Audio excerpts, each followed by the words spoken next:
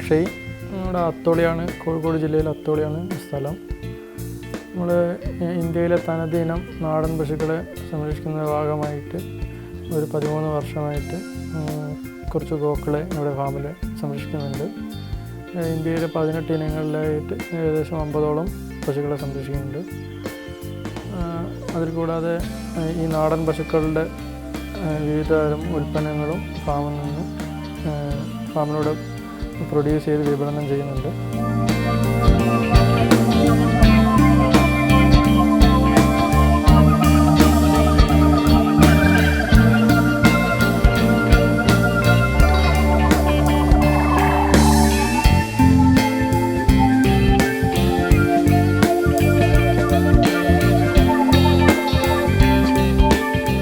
കോഴിക്കോട് ജില്ല കേന്ദ്രീകരിച്ചാണ് നമ്മൾ ഈ പ്രോഡക്റ്റ്സൊക്കെ മാർക്കറ്റ് ചെയ്യപ്പെടുന്നത്.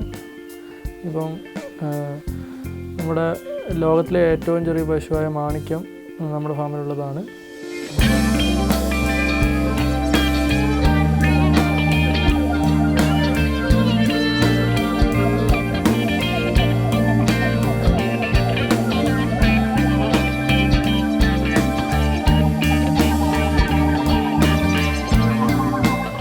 കൂടാതെ വെച്ചൂർ, കാസർഗോഡ്, ഗീർ, കൃഷ്ണവാലി, കാങ്കരജ്, റാത്തി, സഹിവാൾ അങ്ങനെ തുടങ്ങിയ തനത് നാടൻ പശുക്കൾ നമ്മുടെ ഫാമിലുണ്ട്.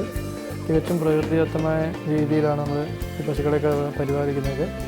യാതൊരുവിധ കെമിക്കൽസോ ഫീഡും കാര്യങ്ങളൊന്നും തന്നെ കൊടുക്കാതെ പ്രകൃതിയിൽ എന്താണോ ഉള്ളത് അത് കഴിച്ചിട്ടാണ് നമ്മുടെ കാട്ടിലുള്ള മൃഗങ്ങളുടെ മാതൃകയിൽ ആണ് വളർത്തുന്നത്.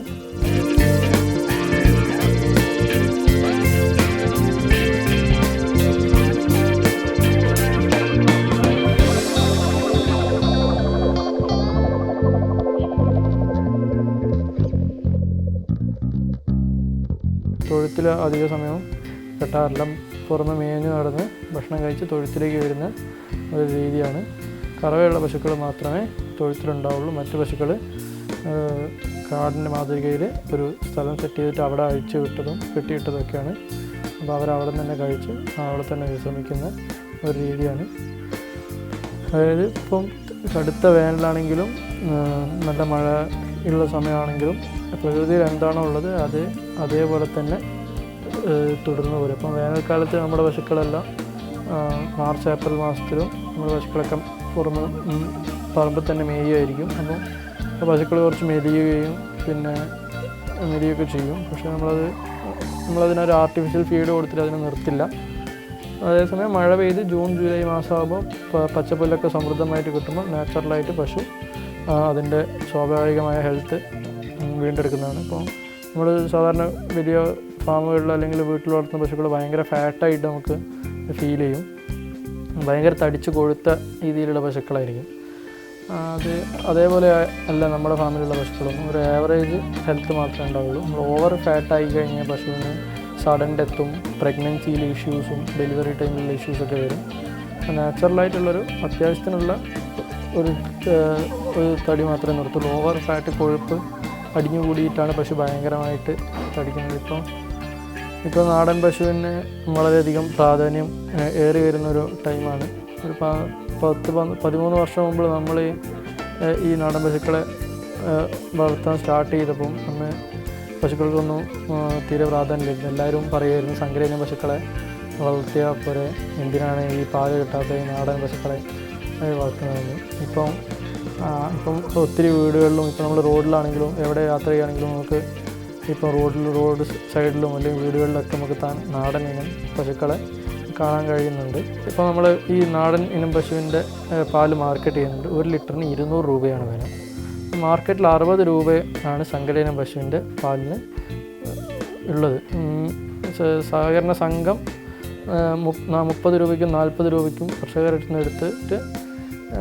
കർഷകരിൽ നിന്ന് എടുക്കുകയും കർഷകൻ നേരിട്ട് വീടുകളിൽ ഡെലിവറി ചെയ്യുമ്പോൾ ഒരു 50 രൂപ 60 രൂപയാണ് ആവറേജ് വില കർഷകന് ലഭിക്കുന്നത്. അതേസമയം നമ്മൾ തനത് നാടൻ ഇനം പശുക്കളുടെ പാലെന്ന ബ്രാൻഡ് മാണിക്യം എന്ന നമ്മുടെ ചെറിയ പശുവിൻ്റെ ബ്രാൻഡിൽ കോഴിക്കോട് സിറ്റിയിൽ A2 മിൽക്ക് എന്ന് പറഞ്ഞിട്ട് മാർക്കറ്റ് ചെയ്യുന്നുണ്ട്. 1 ലിറ്റർ പാലിന് 200 രൂപയാണ്. 60 രൂപയ്ക്കും 50 രൂപയ്ക്കും പാല് വിറ്റിട്ട് കർഷകൻ ഒരിക്കലും അത് ഫാം നടത്തിക്കൊണ്ടുപോകാൻ സാധിക്കുന്നതല്ല.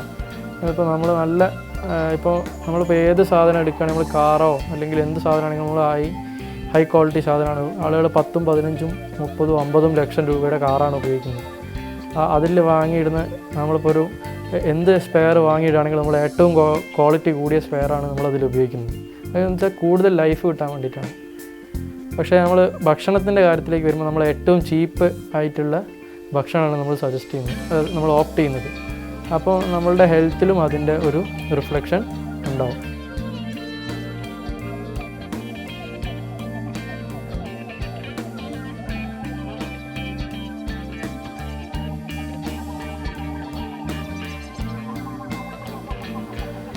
അതേപോലെ തന്നെ ഈ A2 മിൽക്ക് എന്ന് പറഞ്ഞാൽ സങ്കരയിനം പശു പ്രൊഡ്യൂസ് ചെയ്യുന്നത് A1 മിൽക്കാണ്. A1 beta casein പ്രോട്ടീനാണ്. അതേസമയം തനത് നാടൻ ഇനം പശുക്കൾ പ്രൊഡ്യൂസ് ചെയ്യുന്നത് A2 milk, A2 beta casein protein. A1 milk difference between A1 and A2 milk എന്നോ അല്ലെങ്കിൽ ഗൂഗിൾ സെർച്ച് ചെയ്ത് കഴിഞ്ഞാൽ നമുക്ക് അതിന് വ്യത്യാസം മനസ്സിലാക്കാം. അതേപോലെ ഡെവിൾ ഇൻ ദ മിൽക്ക്, പാലിനുള്ളിലെ ചെകുത്താൻ. എന്താണ് ഈ പാലിനുള്ളിൽ ഒളിച്ചിരിക്കുന്നത്? എന്തുകൊണ്ടാണ് തനത് നാടൻ ഇനം പശുക്കളുടെ പാലിന് ഇത്രയും പ്രിയമേറുന്നത്? എന്തുകൊണ്ടാണിത് നല്ല വിലയ്ക്ക് മാർക്കറ്റിൽ വിറ്റ് പോകുന്നതെന്നൊക്കെ അറിയാം. ഡെവിൾ ഇൻ ദ മിൽക്ക് എന്ന് ഗൂഗിൾ സെർച്ച് ചെയ്ത് കഴിഞ്ഞാൽ എന്താണ് ഈ പാലും നാടൻ ഇനം പശുവിൻ്റെ പാലും സങ്കരയിനം പശുവിൻ്റെ പാലും തമ്മിലുള്ള വ്യത്യാസം മനസ്സിലാകും. ഇപ്പം കേന്ദ്ര ഗവൺമെൻറ്റിൻ്റെ എല്ലാ ഫണ്ടുകളും തനത് നാടൻ ഇനം പശുക്കൾക്ക് മതി, ഇനി വിദേശ ഇനം പശുക്കൾക്ക് വേണ്ടാന്ന് പറഞ്ഞിട്ട് കേന്ദ്ര ഗവൺമെൻറ് ഓർഡർ വന്നിട്ടുണ്ട്.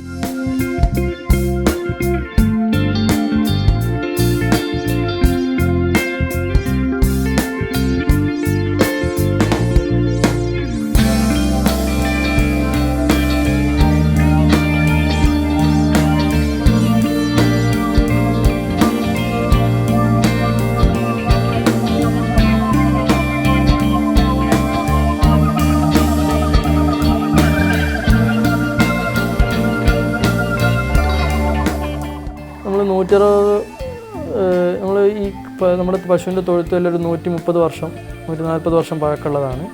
നമ്മൾ ഞാനൊരു കാർഷിക കുടുംബത്തിൽ വർഷങ്ങളായിട്ട് കൃഷി ഉപജീവന മാർഗമാക്കി തുടർന്ന് പോകുന്ന ആളുകളാണ്. നമ്മൾ ഒരു ബിസിനസ് എന്ന രീതിയിലല്ല, നമ്മൾ വീട്ടിൻ്റെ ഐശ്വര്യത്തിനായിട്ട് കുറച്ച് പശുക്കളെ വളർത്തുക എന്നുള്ള ഭാഗമായിട്ടാണ് നമ്മൾ സങ്കരയിനം പശുവിനെ വളർത്തുമ്പോൾ അത് നിർത്തി നമ്മുടെ വീട്ടിലെ ആവശ്യത്തിന് വേണ്ടിയിട്ട് തനത് നാടൻ ഇനം പശുവിനെ വാങ്ങി വളർത്തുകയായിരുന്നു. അങ്ങനെ കോഴിക്കോടുള്ള എലമെൻറ്റ്സ് ഓർഗാനിക് സ്റ്റോർ എന്ന് പറഞ്ഞ ഷോപ്പ് നമ്മളിത് ഇങ്ങോട്ട് അപ്രോച്ച് ചെയ്തിട്ട് ഈ പാലിന് ഗുണമേന്മയുണ്ടെന്നും ഇതിന് നല്ലൊരു മാർക്കറ്റ് ഉണ്ടെന്നും പറഞ്ഞ് നമ്മൾ അറിയിച്ചു. അവരാണ് നമ്മളെ പാലെടുത്ത് മാർക്കറ്റ് ചെയ്തത്. നമ്മൾ ഒരു ബിസിനസ് ഇനീഷ്യേറ്റീവായിട്ട് തുടങ്ങിയതല്ല, പക്ഷേ ഗ്രാജ്വലി അതിൻ്റെ ഡിമാൻഡ് കൂടി വന്ന് ആളുകൾ ചോദിച്ചു വരികയും ആളുകൾ അതിനെ തേടി അറിഞ്ഞ് വന്ന് അങ്ങനെയാണിപ്പോൾ കോഴിക്കോട് സിറ്റി ഒട്ടാകെ A2 മിൽക്ക് എന്ന് പറഞ്ഞ ബ്രാൻഡ്, A2 മിൽക്ക് എന്ന് പറഞ്ഞിട്ട് മാണിക്യം എന്ന് പറഞ്ഞ ബ്രാൻഡിൽ ഗ്ലാസ് ബോട്ടിൽസിൽ കോഴിക്കോട് സിറ്റിയിൽ A2 മിൽക്ക് മാർക്കറ്റ് ചെയ്യുന്നത്. നമുക്കിവിടെ ഏകദേശം 50 ലിറ്റർ പാല് പെർ ഡേ പ്രൊഡ്യൂസ് ചെയ്യുന്നുണ്ട്. അത് നമ്മൾ ഫ്രഷ് മിൽക്കായിട്ട് രാവിലെ 3 മണിക്ക് ഫാമിൽ വർക്ക് സ്റ്റാർട്ട് ചെയ്യും. 3 മണിക്ക് കറന്ന് ഒരു 4:30 ആകുമ്പോഴത്തേക്ക് പാല് ബോട്ടിൽ ചെയ്ത് ഒരു 5 മണിയാകുമ്പോഴത്തേക്ക് ഫാമിൽ ഡിസ്പാച്ച് ചെയ്യും. 5 മണിക്ക് ഫാമിൽ നിന്ന് വിട്ട് കഴിഞ്ഞാൽ അത് കസ്റ്റമർ പോയിന്റിൽ ഒരു 7 മണി 8 മണി ആകുമ്പോഴത്തേക്ക് എല്ലാ കസ്റ്റമർക്കും ബാക്കി ഓർഗാനിക് സ്റ്റോറുകളിലും ഡെലിവർ ചെയ്ത് കഴിയും. അപ്പോൾ അതായത് അവരുടെ വീട്ടിൽ അവർ പശുവിനെ കറന്ന ആ ഒരു ഫീലുണ്ടാവും. യാതൊരുവിധ പ്രിസർവേറ്റീവ്സോ അഡൾട്രേഷനോ ഒന്നും ചെയ്യാതെ പശു എങ്ങനെയാണോ പാല് തരുന്നത് അതേപോലെ ഡയറക്റ്റ് കസ്റ്റമർക്ക് ഡെലിവർ ചെയ്യുന്നതാണ് നമ്മുടെ രീതി.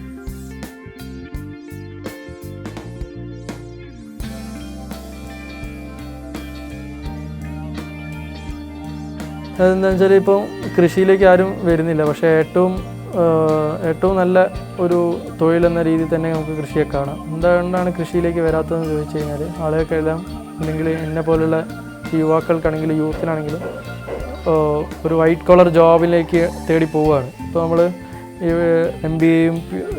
MBBS ഒക്കെ കഴിഞ്ഞ് 8,000 രൂപയ്ക്കും 10,000 രൂപയ്ക്കൊക്കെയാണ് ഇപ്പം വർക്ക് ചെയ്യുന്നത്. ഇപ്പം ഫ്രഷേഴ്സൊക്കെ ഇറങ്ങിയിട്ട് വർക്ക് ചെയ്യുന്നത് അത്രയും കുറഞ്ഞ പൈസയ്ക്കാണ്. പിന്നെ കൃഷിയിലേക്ക് നമുക്ക് ഏതൊരു ഡയറി ഫാർമർ എടുത്തു പോയി കഴിഞ്ഞ് കഴിഞ്ഞാലും ഇപ്പം പോയി 10 ഡയറി ഫാം വിസിറ്റ് ചെയ്ത് ഞാൻ ഫാം തുടങ്ങട്ടെ എന്ന് ഒരു പുതിയൊരാൾ ചോദിച്ചു കഴിഞ്ഞാൽ തുടങ്ങണ്ടെന്നേ ഫാമുകാരൻ പറയുള്ളൂ. കാരണം അത്രയും മോശം സ്ഥിതിയിലാണ് എല്ലാ ഫാമും നടന്നു പോകുന്നത്. ഇത് 50 രൂപയ്ക്കും 40 രൂപയ്ക്കും പാല് കറന്ന് വിറ്റതുകൊണ്ട് യാതൊരു വിധ ലാഭവും ഉണ്ടാകുന്നത്. അപ്പോൾ കർഷകൻ അത്രയും ചടച്ച് അത്രയും മനസ്സ് വെറുത്തിട്ടാണ് ഈ കൃഷി ഈ ഒരു ബിസിനസ് മുന്നോട്ട് കൊണ്ടുപോകുന്നത്. അപ്പോൾ വളരെ എണ്ണത്തിൽ ചുരുങ്ങിയ ആളുകൾക്ക് ലാഭം ഉണ്ടാവും. ഞാൻ അങ്ങനെ അടച്ചാക്ഷേപിക്കുകയല്ല, പക്ഷേ സങ്കരയിനം പശുവിനെ വളർത്തി മുന്നോട്ട് പോകുക എന്ന് പറഞ്ഞാൽ അത്രയും ബുദ്ധിമുട്ടാണ്. കണ്ടിന്യൂസ് ആയിട്ട് അത് ഒന്നാമത് നമ്മുടെ ക്ലൈമറ്റിലേക്ക് ഷൂട്ട് ചെയ്തിട്ടുള്ള പശുക്കളല്ല. പിന്നെ നമുക്ക് അതിൻ്റെ cost of production per litre of milk ഭയങ്കര ഹൈ ആണ്. അപ്പോൾ ഈ പ്രൈസിങ്ങിൽ കൊടുക്കാൻ പറ്റില്ല. അപ്പോൾ എന്തായാലും സ്വാഭാവികമായും അയാളുടെ നിലനിൽപ്പിന് ഭാഗമായിട്ടാണ് അഡൾട്രേഷൻ, ഇതിൽ മായം ചേർക്കുകയും അങ്ങനെയൊക്കെ ചെയ്തിട്ട് മുന്നോട്ട് പോകാമെന്നുള്ളതേ ഉള്ളൂ. പിന്നെ നമ്മൾ ഏത് ജോലിയാണെങ്കിലും നമ്മൾ മനസ്സംതൃപ്തിയോടെ ചെയ്യുക എന്നുള്ളതാണ്.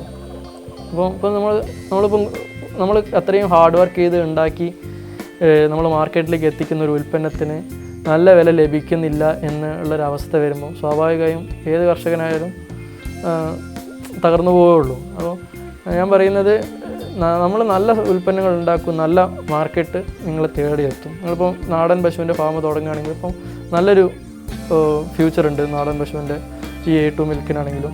അപ്പോൾ നമ്മൾ തനത് നാടൻ ഇനം പശുക്കളുടെ ഫാം തുടങ്ങി നല്ല വിലയ്ക്ക് മാർക്കറ്റ് ചെയ്യാം. നമ്മൾ 200 രൂപയ്ക്കാണ് 1 ലിറ്റർ പാല് വിൽക്കുന്നത്. അപ്പോൾ ആളുകൾ അപ്പം അതേപോലെ നല്ല വിലയ്ക്ക് വിറ്റാൽ മാത്രമേ പുതുതലമുറ കൃഷിയിലേക്കും ഇതിലേക്കും വരുള്ളൂ. ഇപ്പം പുറമേ നിന്ന് നോക്കുന്ന ഒരാൾ അവന് 200 രൂപയ്ക്കാണ് 1 ലിറ്റർ പാല് വിൽക്കുന്നത്. അപ്പോൾ എന്തുകൊണ്ട് എനിക്ക് ആ ബിസിനസ് ചെയ്തുകൂടാ എന്ന് ഒരു 20 വയസ്സുള്ള ഒരു കുട്ടിയുടെ അല്ലെങ്കിൽ ഒരു യുവാവിൻ്റെ മനസ്സിൽ തോന്നിയ അതാണ് എൻ്റെ വിജയം. അതിലൂടെ ഒരു കർഷകനെ എനിക്ക് കൃഷിയിലേക്ക് കൊണ്ടുവരാൻ സാധിച്ചു. മറിച്ച് ഞാൻ 30 രൂപയ്ക്കാണ് വിൽക്കുന്നതെങ്കിൽ അവർ പറയും അവൻ 100 ലിറ്റർ പാല് അവന് 30 രൂപ, 1 ലിറ്റർ വെള്ളത്തിന് നമ്മൾ 30 രൂപ കൊടുക്കണം. അപ്പോൾ പാല് 30 രൂപയ്ക്ക് വിറ്റ് കഴിഞ്ഞാൽ നമുക്ക് ഒക്കില്ല എന്നുള്ളത് സ്വാഭാവിക ബുദ്ധി ഉപയോഗിച്ച് ചിന്തിച്ചാൽ തന്നെ നമുക്കറിയാം. പാല് വിൽക്കാൻ വേണ്ടി പശുവിനെ വളർത്തുന്നതും പശുവിനെ വളർത്തി പാല് വിൽക്കുന്നതും തമ്മിൽ വ്യത്യാസമുണ്ട്.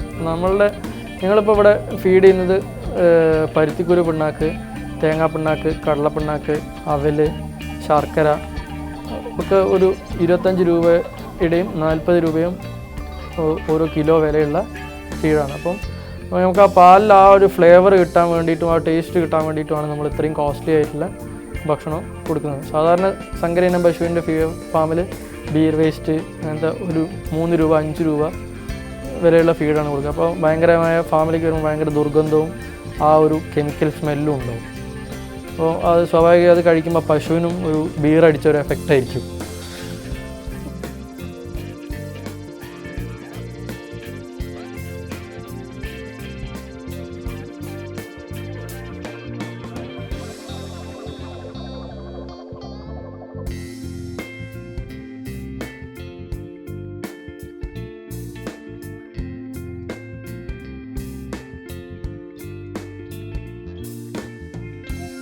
പുതിയ തലമുറ കൃഷിയിലേക്ക് വരണം തന്നെയാണ് ഞാൻ പറയുന്നത്. അതായത് നല്ല പ്രോഡക്ട്സ് ആളുകൾക്ക് ഉണ്ടാവട്ടെ. നമുക്കറിയാം ഇപ്പം നമ്മൾ കഴിക്കുന്ന ഭക്ഷണമെല്ലാം വിഷം വരേണ്ടതെന്ന് നമുക്കറിയാം. അപ്പം എല്ലാവരും മറ്റു ബിസിനസ്സിലേക്ക് പോകുമ്പോൾ കൃഷിയിൽ ഇനി വലിയൊരു ഭാവി തന്നെയാണ് ഉള്ളത്.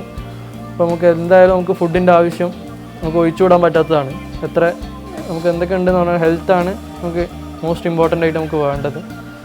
അപ്പം ഈ നാടൻ പശുവിൻ്റെ ഫാം തുടങ്ങുന്നതിലോ അല്ലെങ്കിൽ പാല് മാർക്കറ്റ് ചെയ്യുന്നതിലോ എന്തെങ്കിലും സംശയം കാര്യങ്ങളോ അല്ലെങ്കിൽ എന്ത് നിങ്ങൾക്ക് എന്നെ വിളിക്കാം. എൻ്റെ ഫോൺ നമ്പർ ഇതിൽ താഴെ കൊടുക്കുന്നതാണ്.